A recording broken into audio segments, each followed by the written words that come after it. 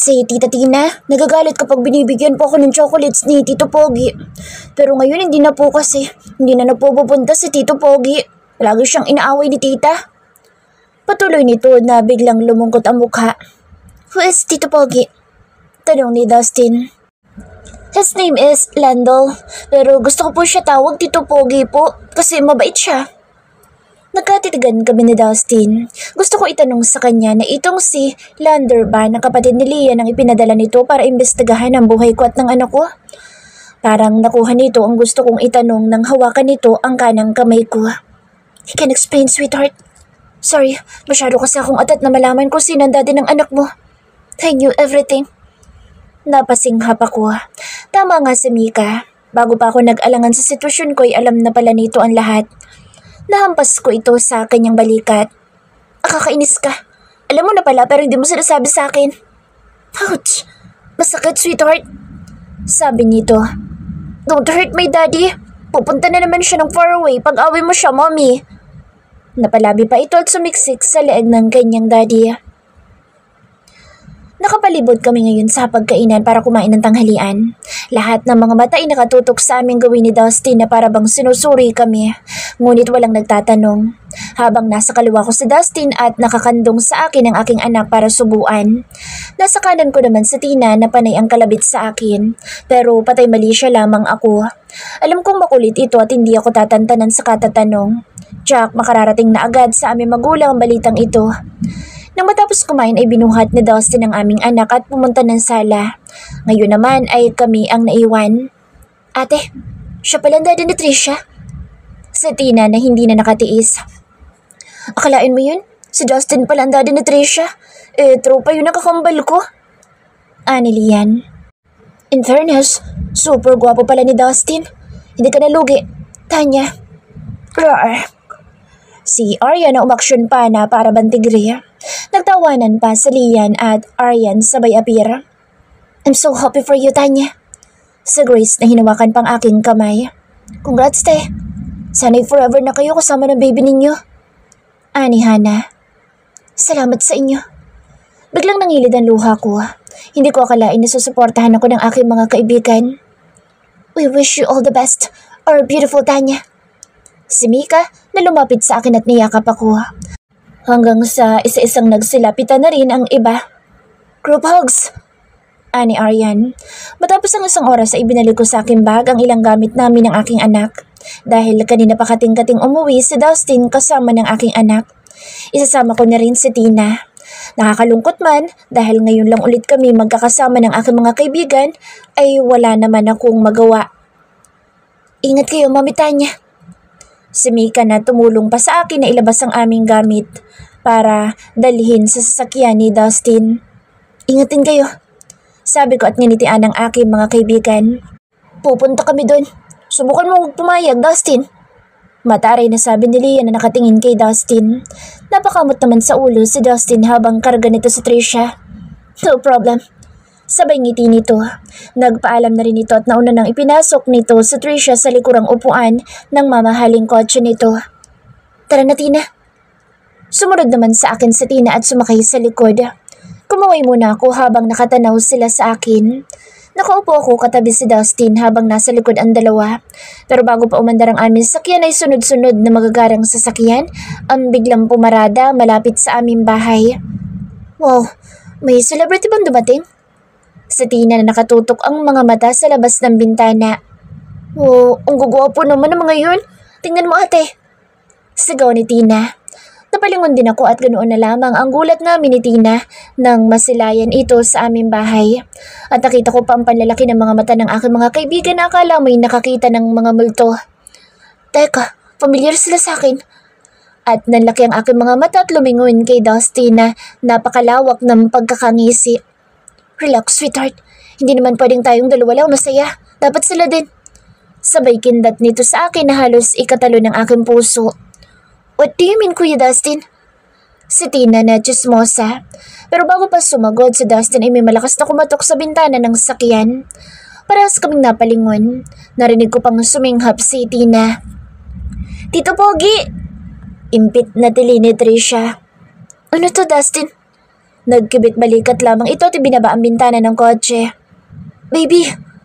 Baritonong boses ni Lander na diretso ang tingin sa aking kapatid.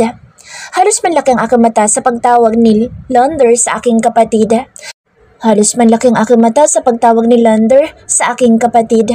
Nakita ko pa kung paanong namula ang mukha ni Tina. Hey Tito Pogi! Namiss ka namin ni Tita Tina!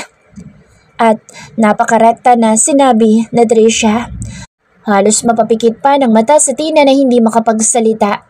Mabilis na binuksan ni Lander ang pintuan ng sakyan. I miss you, baby Tricia. Anito tinalikan sa noo ang bata, tinaplos ang buhok. Ikaw na ba bahala sa kanya, Buddy? Sa Dustin na para bang ayos lang ang lahat. Oh, thank you, Buddy. At walang pahintulot na bigla na lamang nitong binuhat ang aking kapatid na nagtititili. Ibaba mo nga ako! Walang iya ka, Lander! Walang tigil na tili ni Tina. Nakita pa namin na ipinasok ito sa pulang sports car. Biglang nag-automatic ang kotseng sinasakyan namin at nag-lock. Come here, baby. Kay mami ka umupo. Utos ni Dustin at mabilis na lumapit ang aming anak. Naramdaman ko na lang na nakapag-seatbelt na kami ng aming anak. Umandar na rin ang sasakyan. Ikaw nagpapunta sa mga lalaking iyon sa mga kaibigan ko, no? Pati ba naman kapatid ko? Inis kong napalingon kay Dustin na ngayon ay todo ngisi. Hayaan na natin sila, sweetheart. Malalaki na sila. Anong hayaan? Saan niya dadali ng kapatid ko? Bata pa yun, Dustin. Tatalakan ko pa sana ito nang biglang sumingit si Tricia. Shh! Don't fight, Mom and Daddy! Saway ni Tricia. Napatigil naman ako. Nakita ko pang nagpipigil sa pagkakatawa si Dustin. Humanda talaga ito sa akin pag uwi. Gabi na nang makarating kami ng mansyon. Bukod sa mahabang oras na pagbiyahe ay dumaan muna kami sa isang sikat na mall. Tuwan-tuwa pang aming baby dahil binilhan ito ng kanyang daddy ng maraming laruan. Halos lahat ng itinuro ng bulilit ay mabilis na sumasang-ayon naman ang daddy nito. Halos ayaw ng bitawan ng teddy bear na kulay pink na mas malaki pa kay Tricia. Ganun na rin sa maraming damit, dress at mga sapatos. Hindi ko mabilang kung ilang paper bags ang bitbit ni Dustin sa sobrang dami. Ilang beses ko din itong sinaway na huwag damihan ang pagbili ng mga gamit sa bata dahil mabilis lumaki ang bata at baka masayang lang. Maski sa akin ay siya pa ang pumili ng mga damit dahil ayoko talaga at nahihiya ako. Pero itong si Dustin ay walang pakialam. Ngayon lang daw nito nagawa sa buong buhay ang makapag-shopping kasama ang pamilya.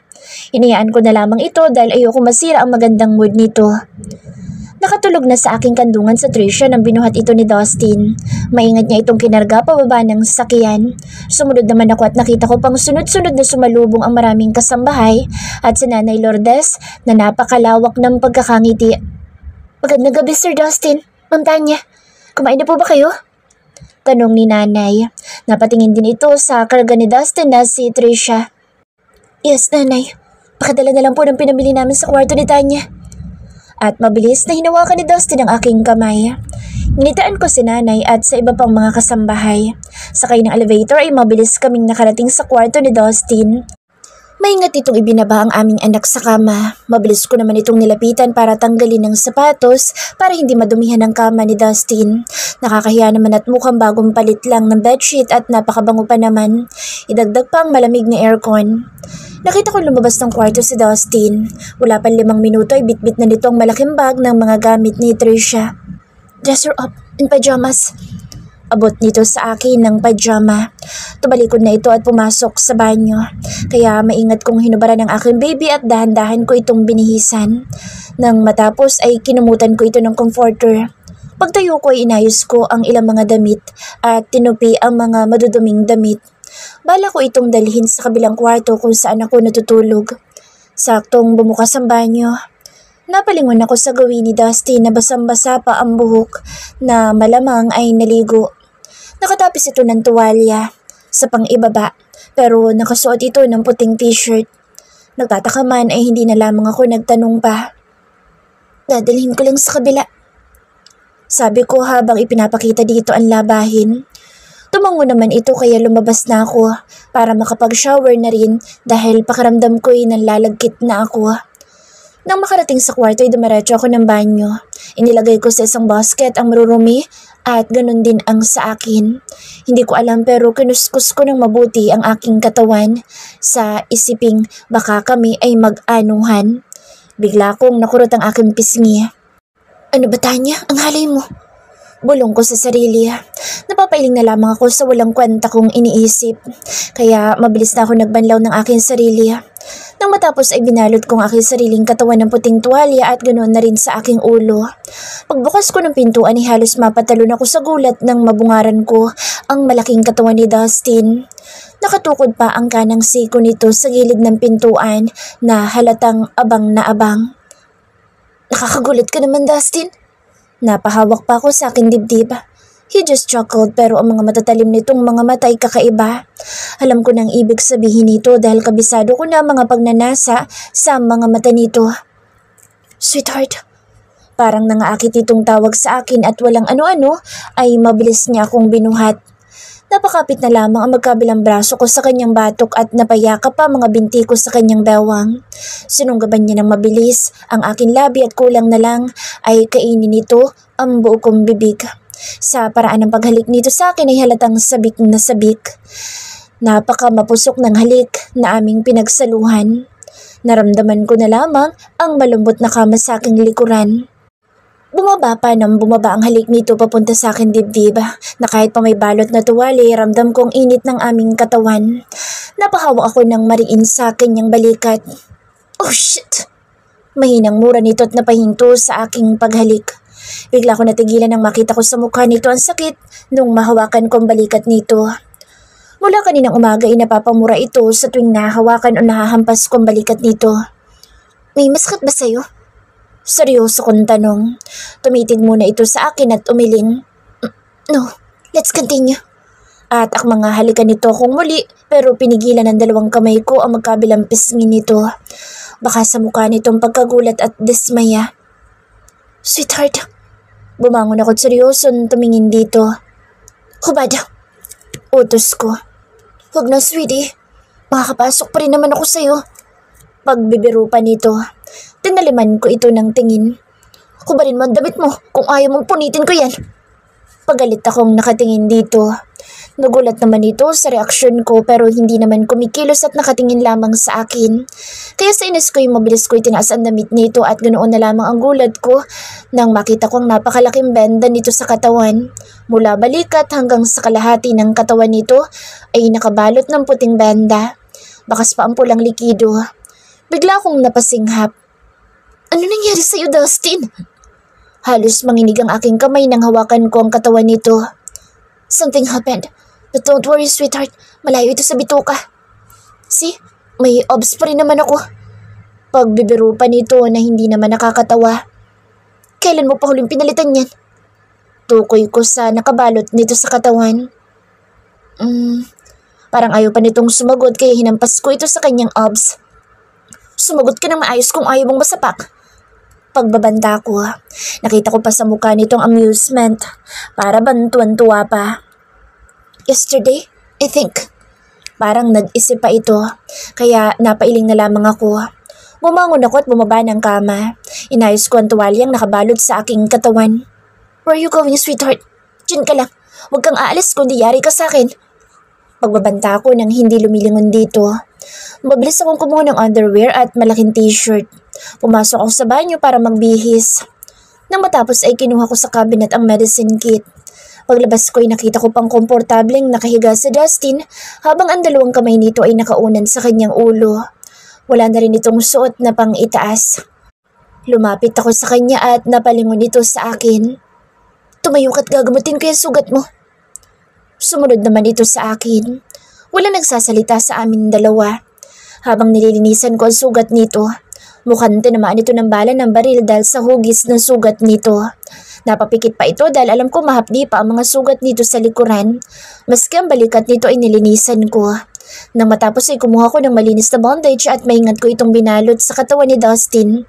Nang matapos ay inilagay ko sa wooden table ang medicine kit. Kaya ka nawala dahil nakipagbarilan ka? Tanong ko kahit ba alam ko na ang sagot. Gusto ko lang marinig sa bibig nito. Yeah, but don't worry, sweetheart. Gagaling ako para sa'yo. Para sa inyo ng baby natin. Sabay kindat nito sa akin. Nangakit pa ito. Halatang ayaw talaga magkwento. Alam kong marami kang gustong itanong, sweetie.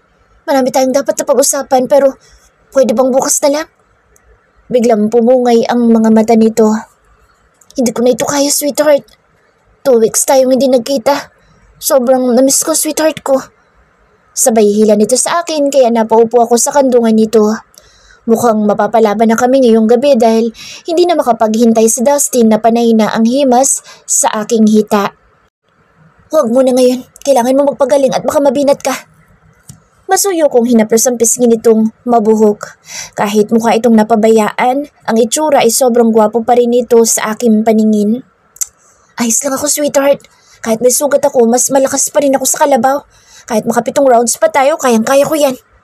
Sabay flex pa ng muscles nito. Sa inis ko'y pinitik ko ang noon nito. Ayaw talaga nitong sumuko at gustong-gustong makaisa sa akin. Kahit naman gusto ko, ay kailangan kong pigilan ito dahil sa malaking sugat nito. 2 sugat na bakas ng bala ng baril ang nasa katawan nito. Namamaga pa man din ang kaliwang balikat nito. Huwag mong puwersahin ang katawan mo kung gusto mong gumaling. Pero sweetheart naman, hindi mo ba ako na-miss? Parang nagtatampo pa ang boss nito at pinalungkot pa ang mukha. Magaling na best actor pala itong si Bakulaw. Nawala lang ako. Ayaw mo na agad sa akin. Siguro may bago ka na. Sino? Si Anton ba? Biglang dumilim ang mukha nito sa pagbanggit ng pangalan ng pinsan nito. Napatulala na lang ako sa akusasyon nitong wala sa hulog. Hindi na nga pumasok sa isip ko si Anton. Simula din ang kinuha nito ang cellphone ko ay alam kong binura nito ang kontak ko sa lalaki. Hindi na nga lang ako nagreklamo at masyado itong seloso. Ewan ko sa'yo, namintang ka pa. Sa inis ko ay nahampas ko tuloy ito sa dibdib ng malakas. Ouch, sweetheart! Napapikit pa ito sa sakit. Oh my, sorry, nakalimutan ko. Ikaw kasi, nahampas tuloy kita. Taranta ko, masuyo kong hinagod ang dibdib nito at hinalikan ang labi nito. Pampalubag loob. Dahil sa aking ginawang paghalik ay hinawakan nitong aking muka. Bumaba ang kanyang kamay, paikot sa aking bewang. Naging malalim ang aming halik at naging mapusok. At ang kaliwang kamay naman nito ay nasa bato ko na. Rinig na rinig ang tunog ng aming halik na nagpainit sa aming dalawa. Hindi ka pa magaling. Nang makapaghiwalay ang aming labi, pero nakaramdam na ako ng pagpapawis sa katawan habang hinihingal. Mas hindi ako gagaling kapag wala ito, sweetheart. At muli niya akong sinunggaban. Napakapituloy ang 2 kamay ko sa ulo ni Dustin para makakuha ng lakas. Pagbibigyan ko na lang ang hiling nito. Naalimpungatan ako ng may humahalik sa aking muka, sabay hagikik na isang boses ng bata. Ayoko pa sanang dumilat dahil sa labis na antok nang marinig ko ang pamilyar na boses. Wakey, wakey, mommy! Pasigaw ng isang bata. Shh! Mommy's still sleeping. Mamaya na lang natin siya gisingin, baby. Pabulong nito. No! I want my mommy! Pagmamaktol nito. Tuluyang napadilat ang aking mga mata dahil sa 2 boses na nag-uusap. Nabungaran ko ang 2 magkamuka, ang aking magandang anak at si Dustin. Good morning, baby ko. Inaantok kong boses at ngumiti ako. Ay, mommy! Masayang tumalo nito sa kama at mabilis na lumapit sa akin. Muli ay hinalikan na naman ang buong mukha ko. Napayakap ako sa aking makulit na anak. Paano naman si daddy? Nagtatampong boses ni Dustin. Parehas kaming napatigil ni Tricia at bumaling sa nakatunghay na si Dustin na malungkot ang muka. Come here, daddy! Inabot ng isang maliit na kamay ni Tricia ang kanyang daddy. Mabilis naman na nakisali si Dustin at nakisiksik sa aking leeg at humalik. Napamaang na lamang si Tricia sa ginawa ng kanyang daddy. Kaya gumaya naman ang bulilit at isiniksik din ito ang mukha sa aking leeg. Halos hindi na ako makahinga sa sobrang kiliti ng ginawa ng 2 habang tumatawa. Stop na! Sobra na ako nakikiliti! Pero ang 2 ay mas lalo pang diniina ng mga ilong at labi sa aking leeg na kulang na lang ay mamatay ako sa kakatawa. Nagsihagikik lamang ang mga ito. Please, ayoko na! Naluluha kong pakiusap. Takte at baka maihipa ako nang wala sa oras. Nagsitigil naman ang mga ito kaya maligsa ako napabangon. Napahawak ang magkabilang kamay ko sa akin leeg na may mga laway ng mga ito. Ang kukulit yung mag-ama. Huwag ka galit, mommy. Tagal mo pong gumising, gutom na ako. Napanguso pa sa Trisha na nakatingin sa akin at tumayo para lumambitin sa leeg ng kanyang daddy. Gutom na kami ni baby, mommy, kaya ginising ka na namin. Let's go na. Tumingin pa ito sa akin, sabay kindat. Ang pagkindat sa akin ni Dustin ay para bang may laman. Halos hindi nito ako tantanan kagabi at nakalimang roads pa kami. Pinamulahan tuloy ang aking mukha. Kung wala lang siguro ang anak namin ay baka nasuntok ko na ito sa kanyang mata. Pinaningkitan ko ito ng mga mata. Mauna na kayo at maghilamos lamang ako. Bumaba na ako ng kama. You follow mommy Sa Trisha na hindi humihiwalay sa pagkakalambitin sa batok ng kanyang daddy. Pero bago pa ako tumalikod sa mga ito, hinigit ng malaking kamay ni Dustin ang aking braso kaya napaharap ako. May morning kiss, sweetheart. At mabilis pa sa 4 tumunog na lang ang aming mga labi sa paghalik nito. Napapikit tuloy ang aking mga mata. Why you kissed my mommy on her lips? Napamulat biglang aking mga mata sa tanong ng aking anak. Diyos ko po. Because she's your mommy. And I'm your daddy. Malawak na pagkakangiti ni Dustin habang hinaplos ang buhok ng aming anak. Okay. No one kissed my mommy, only my daddy. Ibinagayway pa ni Trisha ang isang kamay nito. Yes, of course, my baby. Only daddy or else, I will Nabitin ang pagsasalita ni Dustin nang mabilis kong tinakpan ang bibig nito. Napakawalang preno ng bibig ng lalaking ito maski sa aming anak. Sige na baby ko, baba na kayo ni daddy, susunod na lang sa mommy. Nginitian ko ng matamis ang maganda kong anak. Tumango ito at sumiksik sa leeg ng kanyang daddy. Let's go baby. Pero bago pa ito lumabas ay tinitigan ko muna ng matalim si Dustin na kakaiba ang pagkakangisi. Nang makalabas sa mga ito ay napapailing na lamang ako habang naglalakad papuntang banyo. Medyo masakit pang aking perlas simula kagabi sa walang habas na pagbayo ni Bakulaw sa aking perlas. Talagang sinulit ang pagkatagal na pagkawala nito kahit pa sugatan. Nang matapos ay nagpalit muna ako ng leggings at sandong puti. Inilugay ko lamang ang aking mahabang buhok at isunuot sa kaliwang braso ang panali sa buhok. Mabilis akong nakababa at dumiretso papuntang kusina. Pero bago pa ako pumasok ay naririnig ko na ang dalawang boses na nag-uusap. Marami nagpupuntang lalaki sa inyo? Anong ginagawa, baby? Tanong ni Dustin. Hanap si mommy, then bigay sila foods kay lola at lola. Sa tita Tina din binibigyan ng flowers. Pero ayoko po doon kasi si Tito Pogi po gusto ko. Mabait siya Nalinti ka na. Mukhang nag-iimbestiga si Bakulaw at ang aming anak pa ang gagawing taga-sumbong. Nagtago muna ako sa malaking halaman para lalong marinig ang pinag-uusapan ng mag-ama. Si mommy, ilan na naghahanap? Basta naman saloso pa naman itong Bakulaw na ito. Ganito po Nag-sign pa sa Trisha ng number 3. 3? Si Dustin na para bang naninigurado pa. Parang gusto ko tuloy patahimikin si Trisha. Yes po, daddy. Sabi po nung isa dati, tawagin ko daw po siyang papa pag umuwi na si mommy. Patuloy ng bulilit. What the hell? Napalakas ng boss ni Dustin na halatang iritado na sa nalalaman. Kaya bago pa magbuga ng apoy sa Bakulaw sa iba pang sasabihin ni Trisha, ay mabilis na ako naglakad palapit sa kanila. Bakit? Ano nangyari kay daddy? Patay mali siya kung tanong at tiningnan ang mag-ama. Kwento po ako mommy sa pumupunta sa bahay. Inosanteng mukha ni Trisha na halatang walang alam sa kapaligiran, lalo na sa mukha ng daddy nitong mukhang pinagsakluban ng langit at lupa. Tara na, eat na tayo. Kunwari palusot ko at lalagyan ko na lamang ng pagkain ng plato ni Trisha. Mas gugustuhin ko pang magpakabisi sa pag-aasikaso sa aking anak kaysa ang sulyapan si Dustin na Bakulaw. Yay! I want that, mommy! Sabay turo ng bulilit sa pancake. Okay, baby. Sabay lagay sa plato nito. Nilagyan ko din ng konting fried rice at fried chicken ang plato nito. Tumayo ako at ipinagtimpla ng gatas ang baby ko na hindi sinusulyapan si Dustin na alam kong kanina pa sinusundan ang bawat kong galaw. Matapos kong ilapag ang gatas ay kukuha naman ako ng pagkain ko. Mommy, si daddy wala pang foods. Ngumunguy ang nagsasalita sa Trisha. Ayoko na sanang sulyapan ng daddy ni Trisha pero para namang sinasadya ng panahon ay kailangan ko itong gawin. No, we share foods, baby. Ani Dustin. Napasimangot ako. Bakit kami mag-share na naman ng pagkain na nasa gitna namin sa Trisha? May plato ka naman dyan, kumain ka na. Mahinahon kong salita. No, matigas ang boss nito. Napalingon tuloy sa Trisha sa kanyang daddy. Mabilis ako napatikhim. No choice na ako at ayoko naman magtalo pa kami sa harap ng pagkain lalo na sa aking anak na ngayon pa lang makakabonding ang kanyang daddy. Kaya pagbibigyan ko na lang itong bakulaw na ito. Okay. Mabilis kong pinuno ang plato. Sumubo muna ako at pagkatapos ay tumingin kay Dustin para subuan din ito.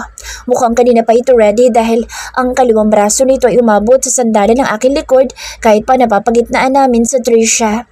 Napalapit tuloy ako dito habang ang kanang kamay ay may hawak na kutsara.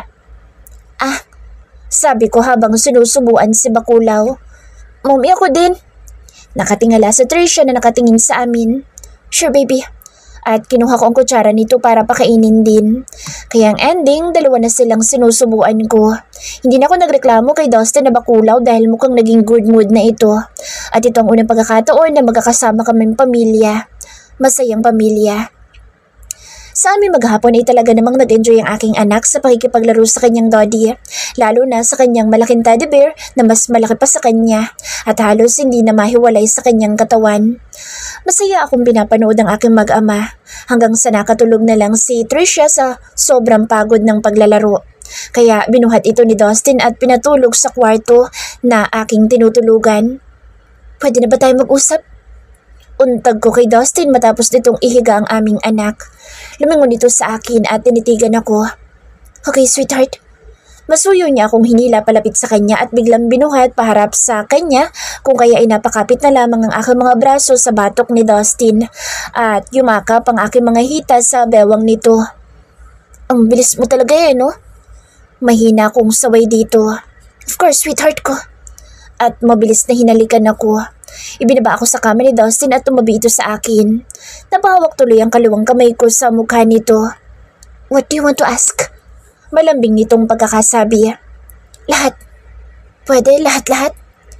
Nakatitig ako sa mga mata nitong kulay asul. Tumikhim mo na ito.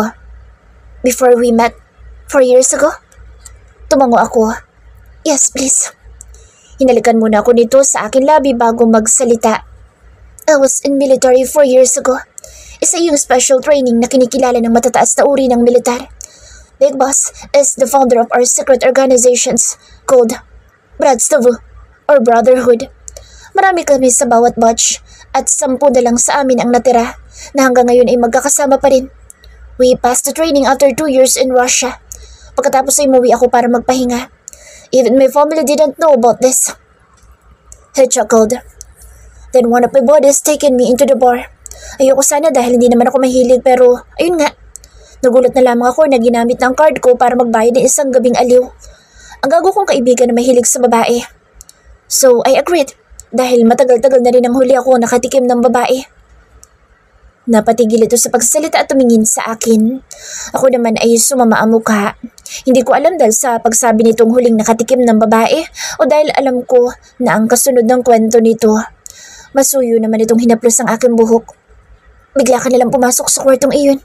Ang akala ko ikaw na ang babaeng iyon na hinihintay ko. Bigla niya akong hinalikan sa noo. I'm very sorry, sweetheart. Hindi kita pinaniwalaan. I forced you. Sobrang laki ng kasalanan ko sa'yo. Pero kahit may kasalanan ko sa'yo, hindi ako nagsisisi na nakilala kita ng gabing iyon. Ang bala ko pa naman bago ko makatulog ay kukunin kita matapos kong mag-sorry. But I failed. Nagising na lamang ako na wala ka. Hinanap kita na para akong nababaliw. Halos magwala ko ng panahon na iyon kung hindi lang ako naawat ng mga kaibigan ko. Araw-araw kitang binabalik-balikan. Baka sakaling bigla kang lumitaw doon pero wala. Tom that bar. Sirapan sa CCTV nila kaya hindi man lang kitang natrace. Hanggang sa nagpabayad pa ako sa isang detectives. Pero wala pa rin. Nanghingi din ako ng tulong sa kapatid ng kabady ko. Si Mika. I know, she's good in her job. But something happened to her. I was so dumb hopelessly at that time. Nakita ko ang pagsungaw na luha nito sa kanyang mata. Parang kinarma ako dahil sa ginawa ko sa'yo. Kaya tinigilan ko muna hanggang sa nagkaroon kami ng misyon. Umabot pa yun ng ilang buwan. Kung kaya tumigil na ako sa paghahanap sa'yo. Dan ilang taon akong naging celibate. Ang iniisip ko na lang ang aking negosyo at ang misyon. Doon na lang umikot ang mundo ko. And then one day, after our last mission, nagkayayaan kami sa bahay ni Lester. We just enjoying our drinks when I saw a big portrait, beautiful, sexy girls wearing bikinis. Akala ko dahil sa kalasingan ay kung ano-ano na naman ang pumapasok sa utak ko. But I saw you wearing a yellow bikini. Napakagat pa ito sa labi. Tinitigan na naman ako habang ang kanang kamay nito'y malayang humahaplo sa aking pang-upo. And then, the rest is history. Pinahid ko ang luhang pumatak na sa mukha nito. Naramdaman ko ang katotohanan sa sinasabi nito. Nayakap ko na lamang ang kaliwang braso ko sa katawan nito na walang bandage. Yan na ba? Ano si Lander?